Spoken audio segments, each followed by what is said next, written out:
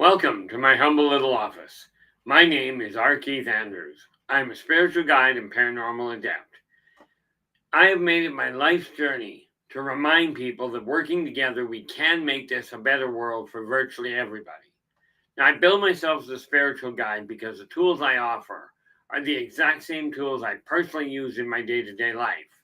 And the philosophies of life I talk about are the same philosophies I guide virtually every decision I make about. And how do I do that? Now, with this in mind, I know these tools will work for you because they continue to work for myself and for literally thousands of other people with varying degrees of success depending on their own personal efforts. Now, with this in mind, today we are going to be talking about alien transport, as in what ships belong to which races. But before we get into it, I do want to tip my hat to Storm.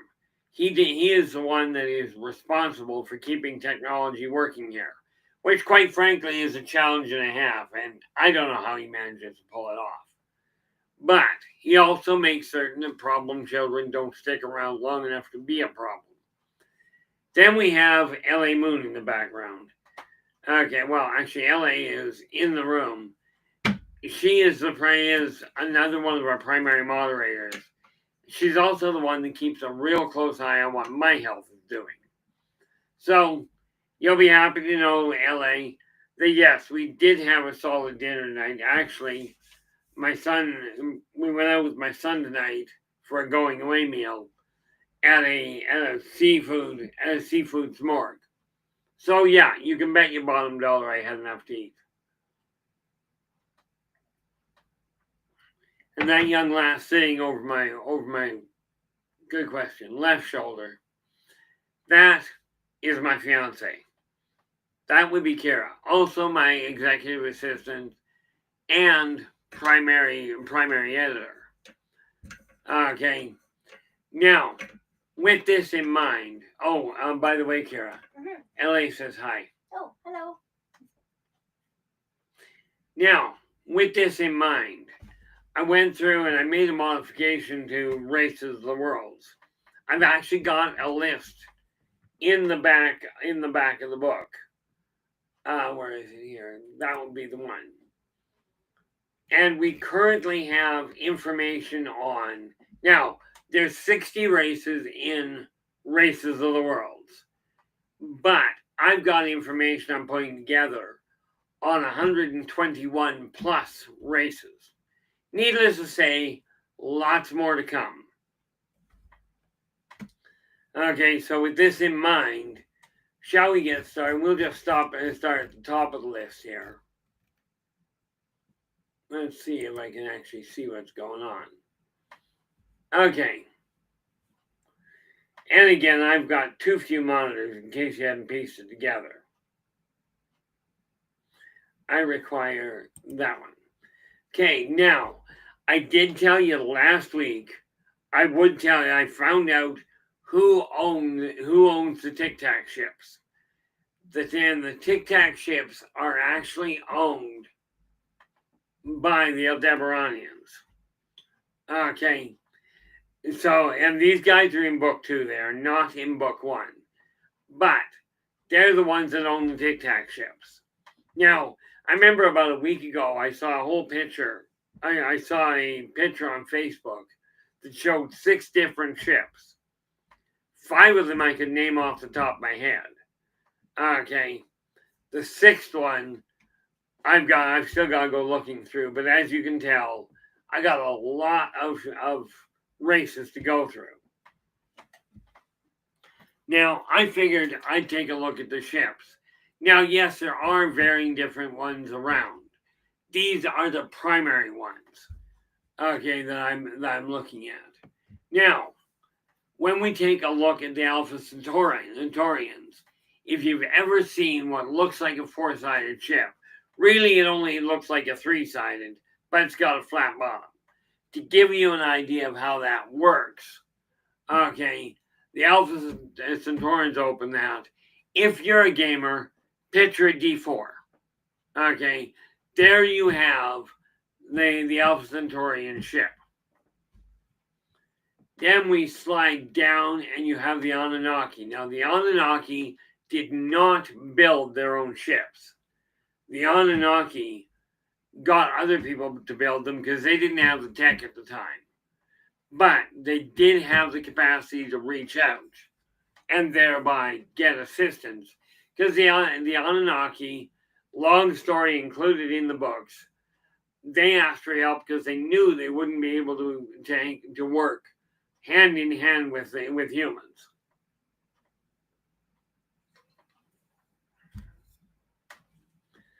So we scroll down a little further. The Arcturians only have interplanetary ships, so I don't have a description for you yet. Okay. Then we take a look. Now you'll notice I'm listing these off alphabetically.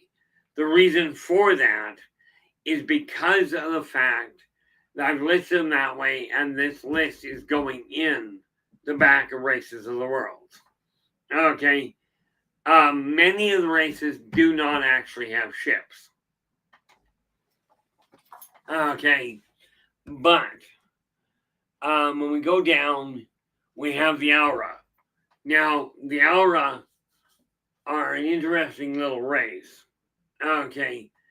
They are, when you take a look at the Aura, and let me call up that book. Race of the Worlds.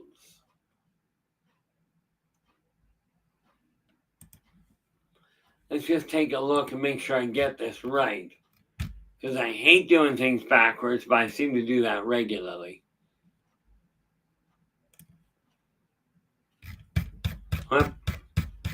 Scroll all the way up to the Aura.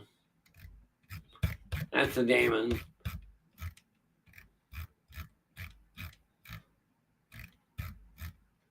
Okay, well, there we are. Oh yes, the Aura essentially. Okay, they essentially look like a bipedal hawk. Okay, and that pretty much is temperamental. Now, get that out of the way. Then we go down a little further, and yes, I'm just rattling them off because there's a lot of them. Then we go down and we've got the beta reticulin and the beta reticulin D. This is another race. This is another reticulum race. Okay. And like the rest of the reticulum races, they use a traditional saucer. Okay, traditional saucer with no bubble. Like no bubble on the top. Now, go down and we have your Queespar. Now, the Queespar are another race in book 2. They have a conic-like, it really looks like a cone.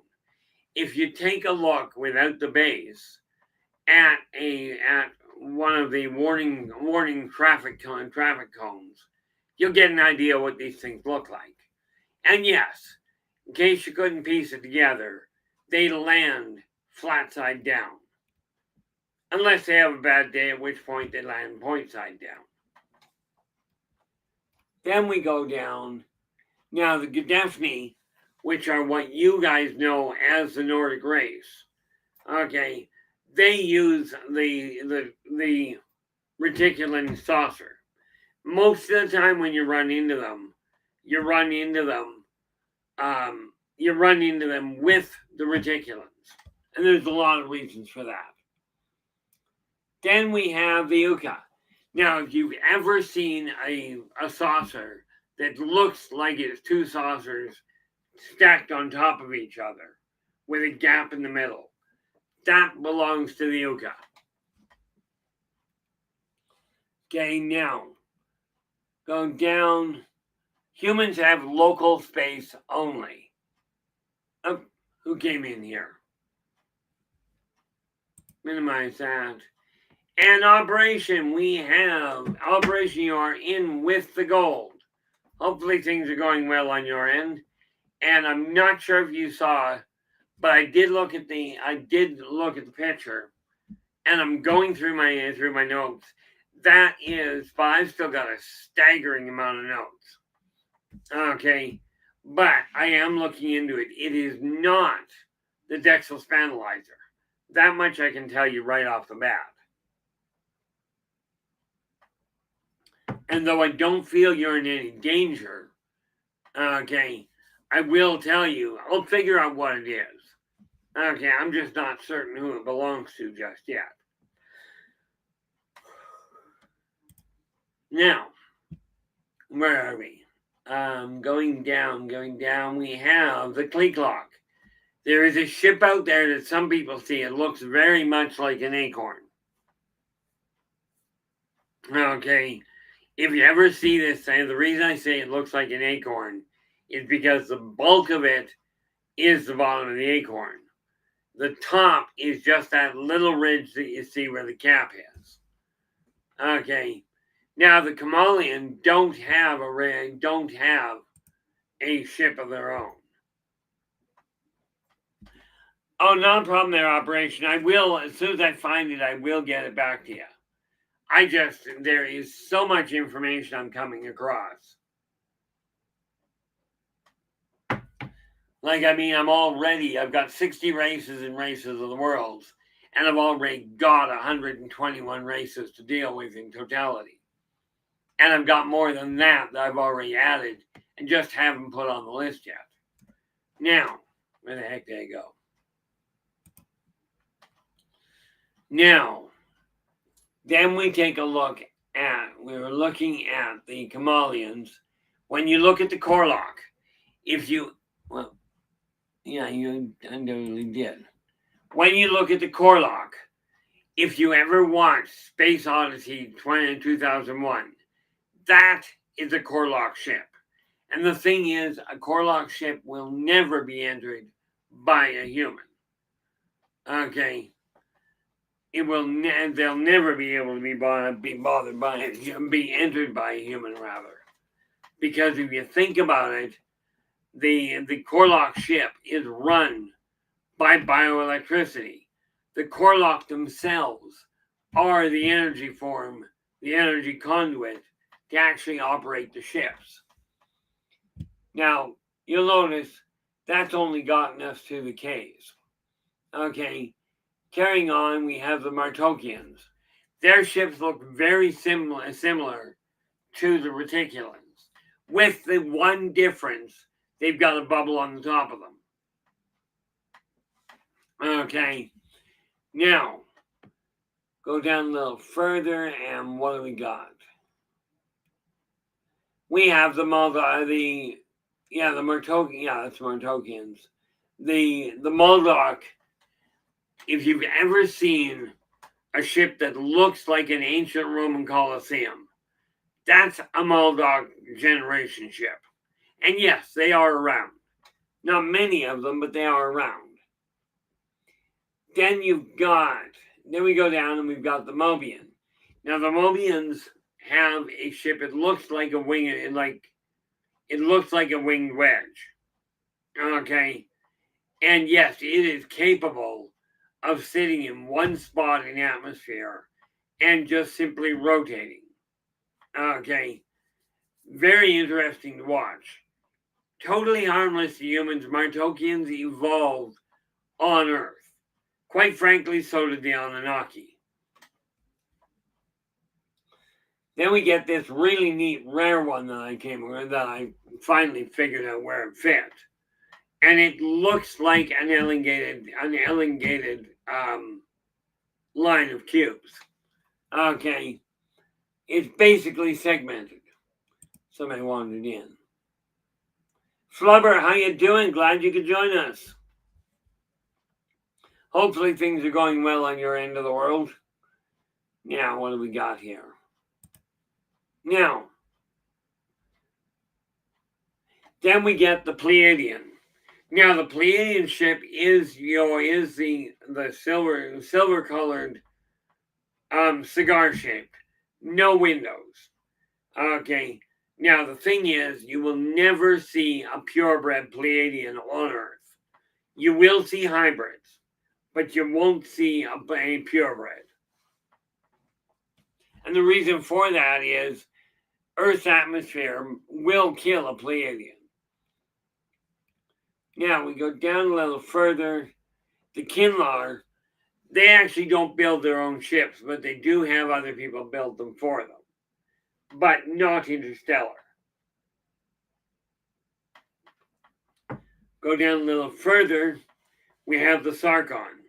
Now, I've mentioned the Sarkon to you before. They are the parent race of the Kamalians, the Strazazians, and the Tormenon. Okay, but the Sarkon also have a cigar-shaped ship, but it has one set of horizontally laid windows. Okay, then we slide down a little further.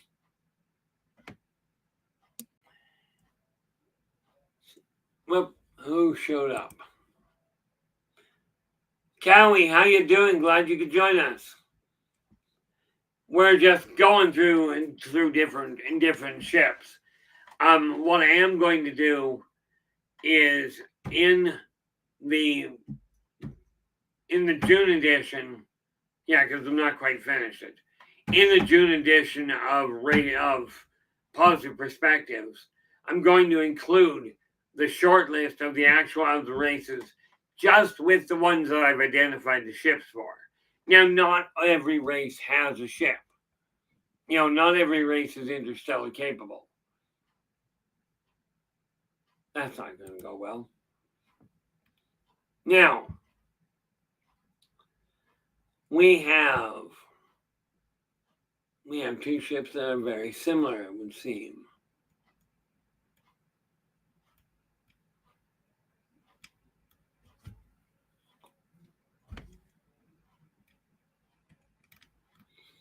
Where did I find it?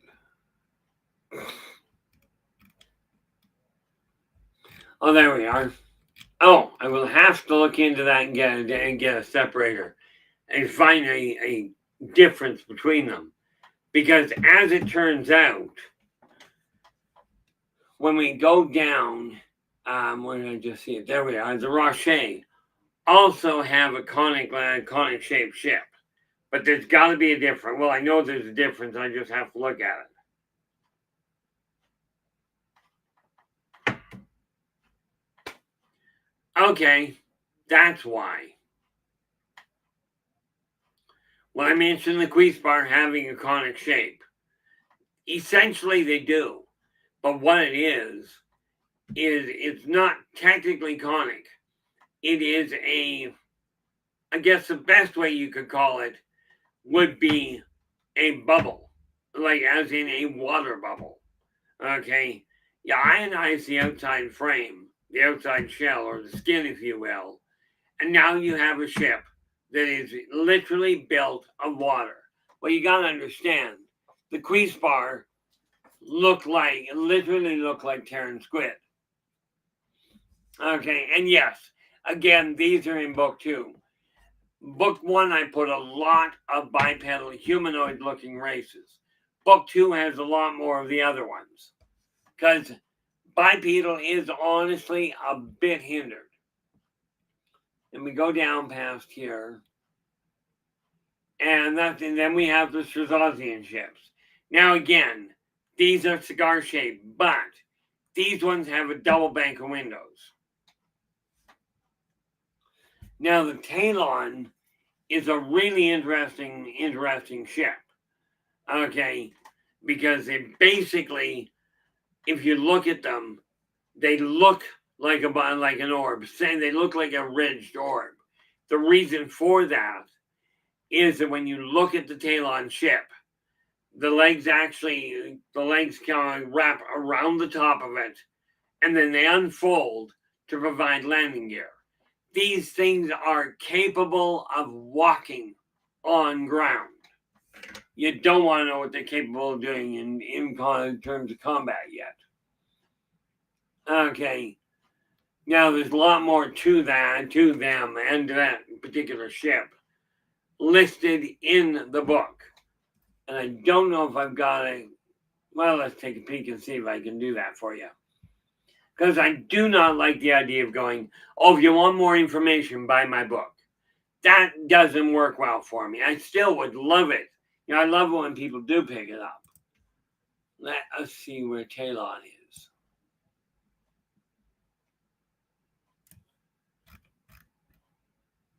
Those are Torian. I don't need those. There we are. There we are. Now, Talon are literally these ships. They pull the legs up over top because the legs are armored, and they withstand the stress of atmospheric reentry a lot better than the others. Than the rest of their ship. Now we carry on down the line here. Up. Got to get to that. Operation. Okay. That's the neat part. Technically, a lot of them are, depending on which race we're talking about, usually the larger ones are the ones that are interstellar, but they bring with them on board the ships that are capable of atmospheric entry. The fact of the matter is, it's not only the size of the energy source, but the length of time that you have to travel. And some of these things take a long time to get from one location to another.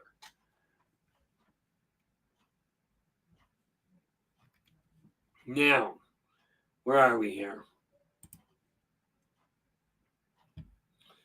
Now we have, of course, now the Tormodon, they simply get what ships they can get. The Techlek, now these are the guys that are literally at war with each other and with the Strazazian homeworld. Okay. But the Techlek have a needle-shaped ship, meaning pointed at both ends, slightly flattened on the one. That happens to be where the thrusters are. Okay. And these things are strong enough. One of their methods of combat is to literally, you'd think it was kamikaze, because they will literally run this ship into the hull of another ship, at which point the front opens up and they can board. These are not nice guerrilla warfare, people, but they are effective. Now, go down a little further, and we have the Taurian. Now, some of you guys have seen a Taurian ship.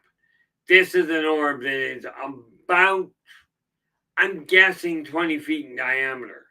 It's about the same size in diameter as an F-18 is long. Now, somebody else can figure out the length. Then we have the Udina and the Udiri, both of which come from the same planet. They are both, as a matter of fact, you guys saw them if you watched the movie Arrival. Okay, those are the Udina. Those are also the Udina ships. They look like tall eggs. Come to think of it, now that's just a weird coincidence. Not coincidence, but revelation. Egg-shaped. I gotta check that. Well, I'll finish the list first, then I'll go check the other. Okay, now we take a look at the Vegan. Now the Vegan ships, literally, if you look at them from above or below, they look like a snowflake. Okay, which is an interesting run at best. And we go down a little further, and the Xenon, in all fairness, the Xenon have a ship that is constantly altering shape. It looks like living metal. Yeah, what do I got here? No, got that already. Just wanted to see if I was missing any questions. Now, as we mentioned, the reticulans all use the same traditional saucer with no bubble. Okay. And then we have the Zotar. Now the Zotar only operate in their ships look like an orb, kind of along the same lines as the Torian, just a lot smaller. As in the Zotar, their ships are only approximately 5 inches in diameter, which is fine. The Zotar are only like 3, but those are only for local run. Now, that at this point is a real short, very truncated description. Okay, and I'm adding more to them as I go along. Now, what do I got here? That is the ships in very brief, but I will be adding as we go. Okay, that's just the way that's going to have to work. Okay, now the other thing about the ships, usually when you're looking at the big ones, those are the ones that are interstellar capable, because you got to remember they're also the ones that are bringing massive numbers of people, and none of them are in the process of trying to conquer Earth. This is just one of the realities of it. The other reality is them overheating. Now, I get a kick out. It took me forever to find it. But the Tic Tac, everybody talks about this Tic Tac ship. Okay. And where do we go here? Right there. They are way at the top here. Those are the Aldebaranians. Okay. And yes, I've already got a picture of the Aldebaranians being drawn up. I've started at the top and we're going through them one piece at a time.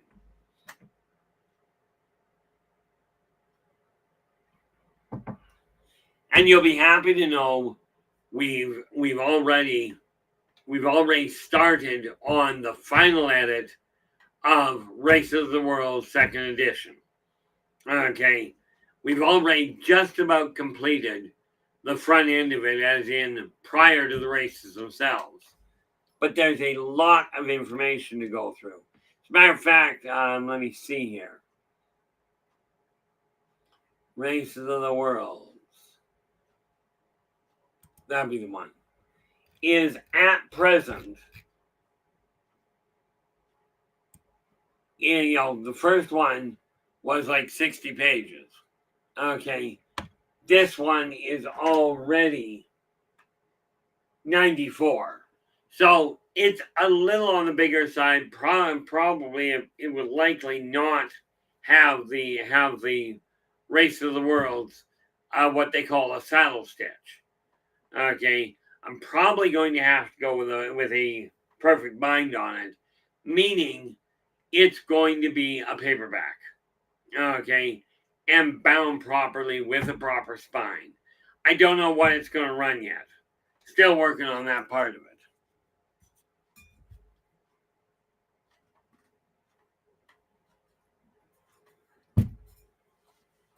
But I am very happy to say we're going to be making a lot more headway with it now, which frankly is way overdue. What did I do there? Oh, okay, I'll worry about that after. Now, come in here and we go to there.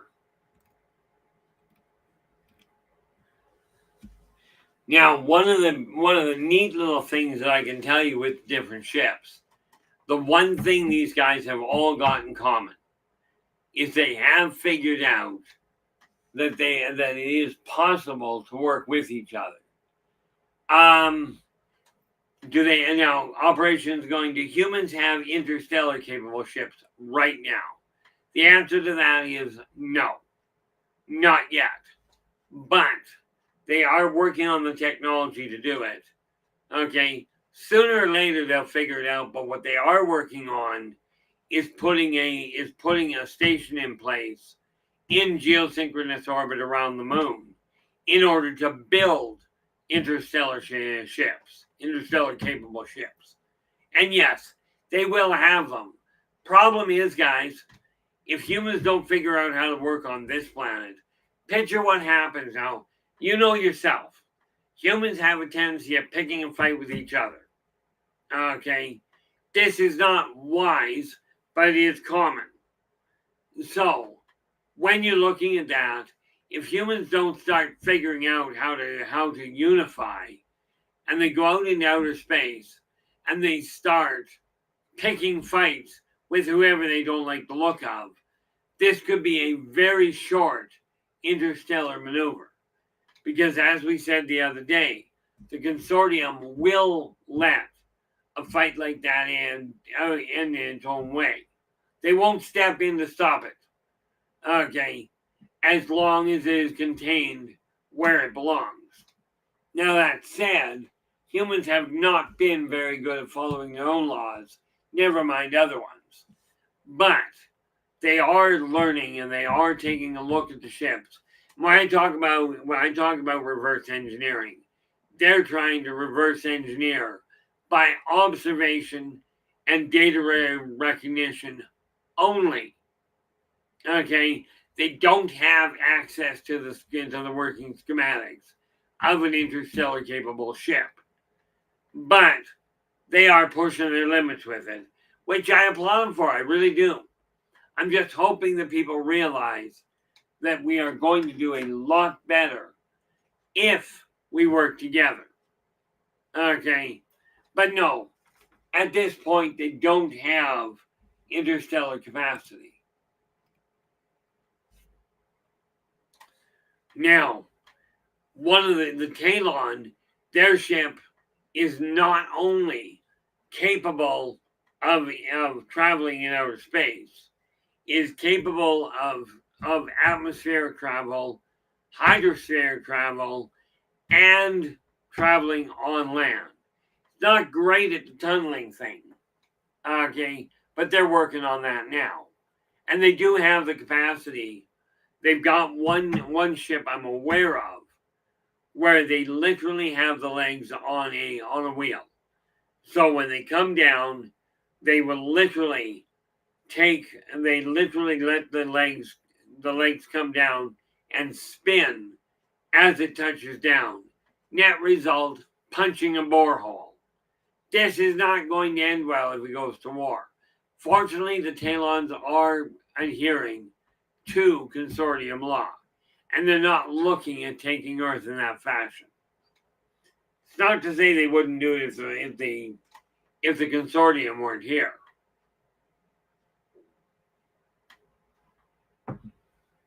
You know, one of the neat things about it, what do we got here? Oh, I don't need to do that. I want to go back to this. Where is my doc file?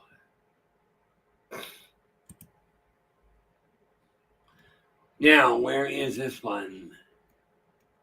Who's got the needle?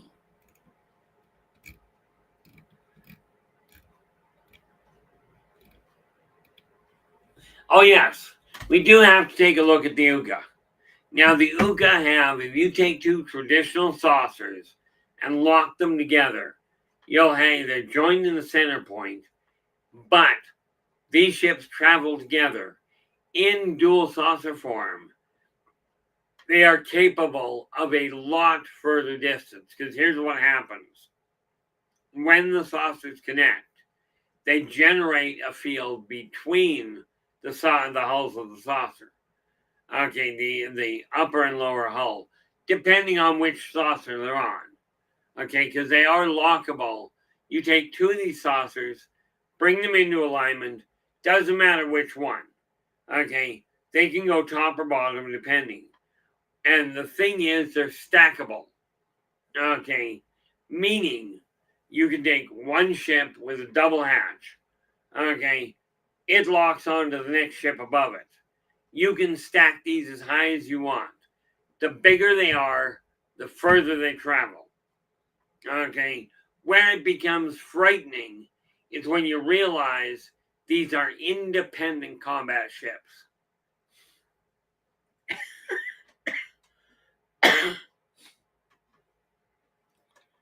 Okay, the Talon are not what you would call nice people from that end.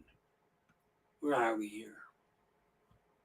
No, the Talon aren't nice, but the Uka, these guys are hunters. Okay, when they go into a situation, they will go in with one ship that looks like it's a whole pile of stacked saucers. But when they go to a combat situation, they break apart. Okay, each one of those layers, much like them, where is the, not that one. Got way too many to keep track of, it would seem. Not the needle. I listed one off a little earlier.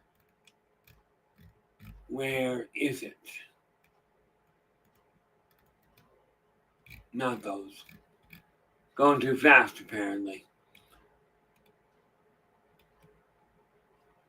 And I cannot for the life of me see it.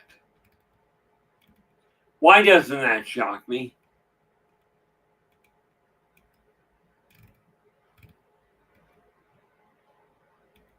Okay, well, I'm not going to go looking for it again. Because apparently I'm not going to find it anytime soon. See if we can do it this way. Find.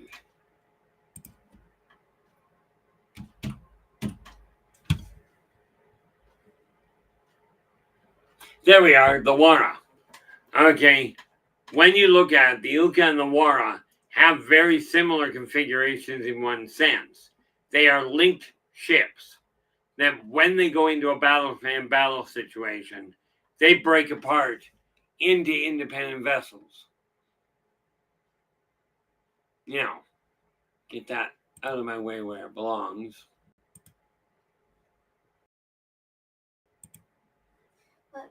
Quick question for you. Before they're separated, when they are together, do they create one ship in and of themselves? Yes.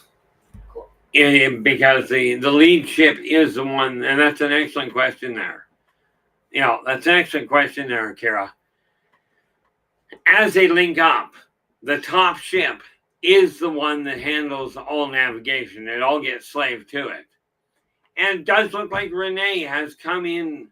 Now, I gotta see here, because I didn't do that. We have Operation with the gold. Then we had Flubber came in with the silver, Cowie in with the bronze, and this, and then and then we have Renee in with honorable mention. How you doing, Renee? But yeah, these ships that link, okay, and essentially become a tree, okay, in a sense. These ships are run off of one main bridge. But when they break apart, all of the systems are independently operated. They are not a hive mind. Now, what have we got here? Whoop. Operation is Operation is just letting us know. In Pennsylvania, there's a legendary sighting in Kecksburg, Pennsylvania, involving an acorn-shaped UFO. And this is what I'm referring to. Most of the reports that I found it kind of fascinating, but most of the reports I find they'll tell you the shape of the ship. What I'm looking at is the operators. Okay. And, I have to go with what I'm with. I'm going to sometimes relate them to what other people are seeing. Like, for instance, the Tic Tac. Okay. That's what people know it by. So the X-ray is just added. Now, somebody asked me the other day about something. They literally looked at me and went, well, where's your proof? I'm like, outer space? Care to take a look?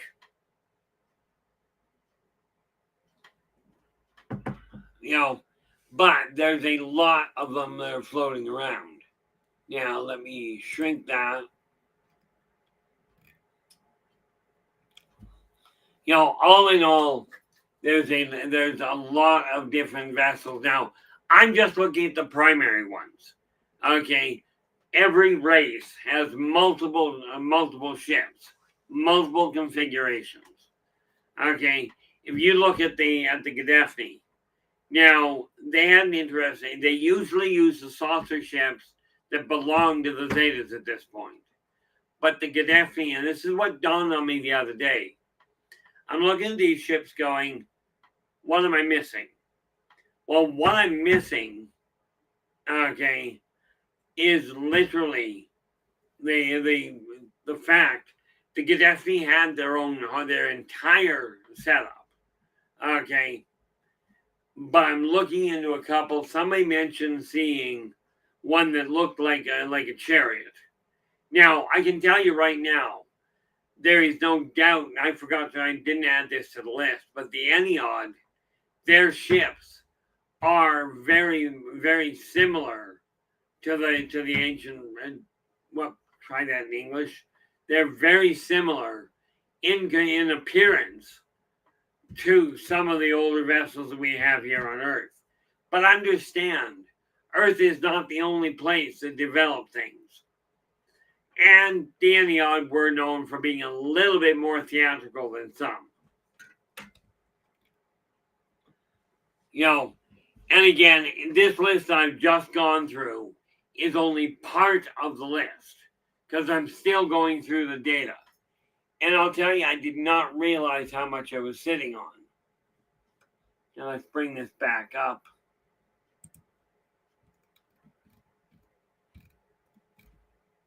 Yeah, you think about it.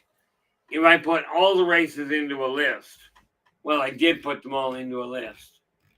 And we are currently at 121 different species. Okay. And this is something I've got to bring down. I don't have to bring it down, but like when I look at the Zeta reticulans, okay, the Zeta reticulans, Beta reticulans, and a number of others are all one race, one species. And these are species-driven ships that we're looking at. Okay. Many of them, like there are a lot that have ships. When I say, like, there are members of the consortium that are not interstellar capable. And the reason for that is because they never developed it or never required it. The Angolas, for instance, don't require a ship to travel from one location to another. Okay. Now, I gotta wonder who that is. I'm looking at some of these races and going, I know I wrote them down for a reason. Okay. But understand, to give you an idea on that one, some people will look at me going, well, that can't be real because you're not calling it off the top of your head. I have my passwords for my internet, for different sites on the internet. I've got my passwords written down on hard copy because I can't remember them either, which does kind of create an interesting setup. Telepath wants to get my passwords. Good luck. Be my guest because I keep failing with it. But we also have to realize many of these ships are literally, they handle 3 to 5 crew, or 3 to 5 crew with a couple of people on board, a couple of techs. Although the crew themselves in most of these species are tech capable. Now, I'm just looking at this, and we go back up through them, sort of. We have up top. Oh yes, I mentioned I was gonna find this name. I knew I had it somewhere. Okay, you know them as Sasquatch or Yeti or Abominable Snowman. Okay, some people I think refer to them as skunk ape. Okay, but their actual species name, from what I came to understand, is Reclonicon. These are not spacefaring individuals. Okay, but we take a look. The Vegans have a ship that will break apart. Okay, this is a ship that is built very similar in configuration to a snowflake on a horizontal plane, by the way. Then we go up and see who else breaks apart. Those don't. Just scrolling up. Bear in mind, we're looking at over 100 ships, or more to the point, over 100 races. Now, the Wara have a segmented ship. Okay, it looks kind of like cubes connected but via a link. And again, they are one ship unless they are forced into combat. They're all capable of being lead ship, but whoever's at the front of the lead has they've got the control. Okay, now the water have them. When we go up, we have the Uka have only a double tiered saucer, so their ships, when you look at them, and they use the same configuration, whether we're talking interstellar or atmospheric, they look like a double tiered Torah and like a double tiered saucer. Okay, but when they link, they create a field, and they're the only ones I know of that actually create an atmospheric field, so the ships can be worked on. And that's one of the neat little things with the Yuka. They get two ships, just like with on Earth. That was really poorly pronounced. Just like on Earth. Okay, if a vehicle has a problem, a tow truck comes out and picks them up and works on them. Okay, the Yuka, their ships will link together, and that link will immediately purge the connective tissue around them and spit it and turn it into an atmospheric bay that is not only heated but gravity fed. Okay, whereby techs can go out and work on the damaged vehicles. And this is why they are capable of linking either way. Okay, doesn't matter. One can take the top or the bottom. Okay, that becomes their issue on what's required. Now, go back up and we go a little further up. And we have... Oh, I did forget to mention the thing with the aura. Ain't that neat, little quinky-dink? The aura have an egg-shaped ship, yes. But inside the ship, there is, and this is one that you're going to have a hard time seeing. Inside the ship is what looks like a tree. Their entire superstructure inside is built like a tree. Okay. Now, whoop, just saw something come up here. And thank you so much for that, LA. LA is just reminding us we are down to 10 minutes. Now, with that in mind, before we completely run out of time, tomorrow we are going to be dealing with, tomorrow is Tuesday. Tomorrow's not Tuesday. Tomorrow is Wednesday. Tomorrow's Wednesday. Okay, meaning Friday. We had to move that because of yesterday. But Friday, we're going to go back into this other field. I might just well point this out, guys.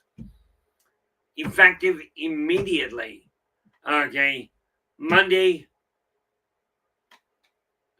Friday, Monday, and Tuesday, we're going to look at the self-help side of really reclaiming power over your own life and getting that in line.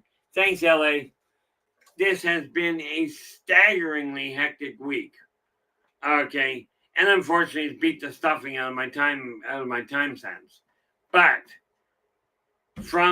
we're going to go with Friday, Monday, and Tuesday, dealing with the self-help, with claiming power over your life, teaching you or reminding you how to really get things done.